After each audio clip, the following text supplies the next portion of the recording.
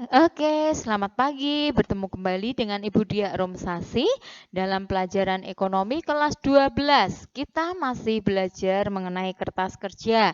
Karena memang kertas kerja ini cukup berat, jadi memang saya bagi dalam beberapa part supaya kalian tidak bosan dan tidak skip-skip ya. Tapi harapan saya dengan sekian menit itu menolong kalian untuk bisa memahami dengan baik walaupun tetap banyak keterbatasan. Oke, kemarin kita sudah belajar mengenai neraca, AJP, dan NSD. Bagaimana angka-angka di kolom NSD ini bisa kalian tuliskan. Nah, sekarang saya ulang sebentar sebelum masuk rugi laba. Jadi, di dalam kertas kerja ini ada kolom neraca, ditulis plek seperti dalam soal awal. Kemudian AJP ditulis seperti jurnal penyesuaian yang bersumber dari data penyesuaian dan neraca. Dan NSD itu berasal dari neraca dan AJP.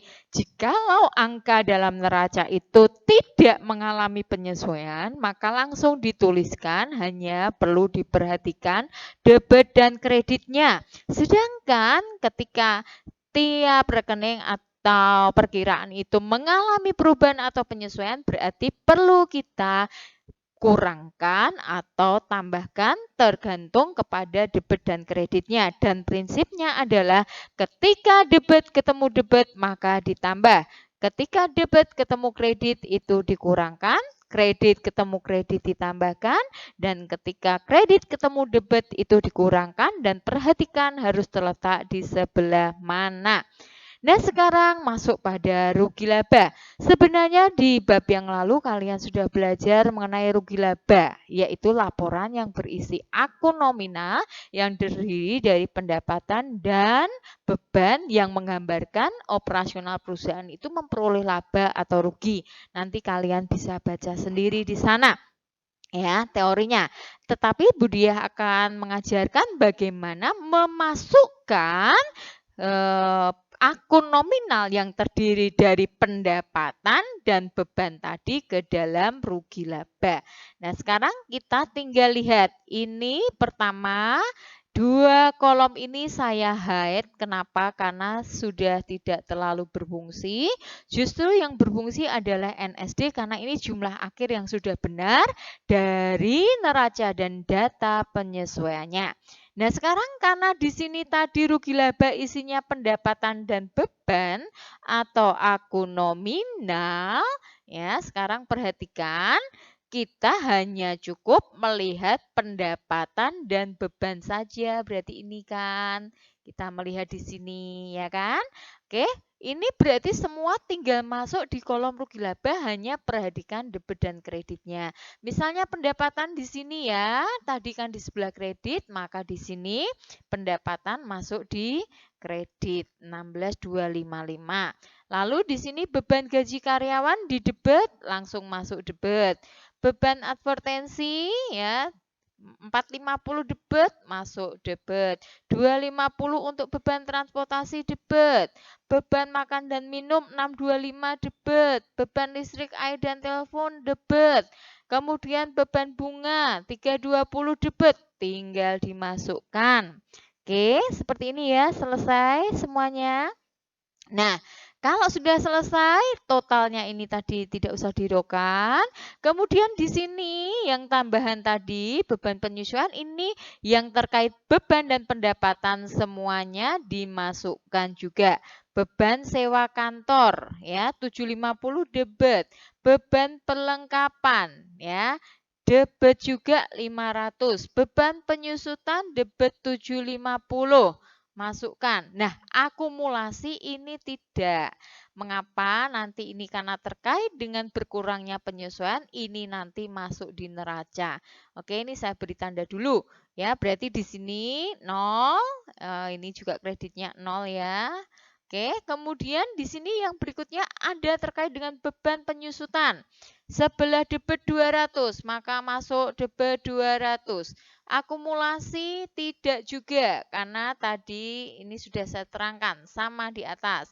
Lalu beban asuransi, ada bebannya, debit 125. Utang tidak, beban. Oh iya, termasuk beban gaji grafis. Debit 300. Selesai sudah, ya. Oke, nah sekarang kita lihat di sini jumlahnya. Untuk sebelah debit itu berapa? Ya, jebret ya. Ini pakai zoom enak sekali, ya. Kemudian perhatikan kalau sudah ya, ini ketemunya 11.980 ya. Untuk kreditnya kita jumlahkan juga ketemunya berapa? Ya, oh ketemunya 16.255 karena pendapatannya hanya sedikit ya. Ini tadi satu saja, sedangkan bebannya banyak. Loh Bu, kok nggak seimbang ya? Oke, nggak masalah. Sampai di sini nggak seimbang dulu, no problem ya. Oke, ini nanti kita akan lihat keseimbangan berikutnya setelah melihat kolom yang di sebelahnya yaitu neraca.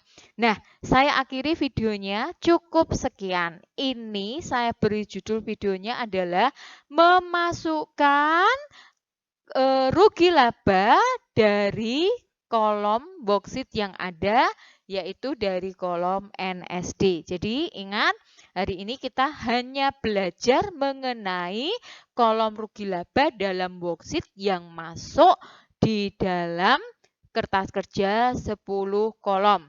Dan kesimpulannya adalah yang masuk dalam kolom rugi laba ini adalah berupa kolom pendapatan dan beban atau yang sering kita sebut sebagai akun nominal. Sehingga mudah saja dari kolom NSD ini silahkan kalian perhatikan seluruh pendapatan dan bebannya. Tinggal kolom yang ada di NSD ini dimasukkan ke dalam kolom rugi laba yang tadi. Nah, ketika jumlah akhirnya tidak sama, tidak masalah. Khusus yang rugi laba ini dibiarkan saja terlebih dahulu.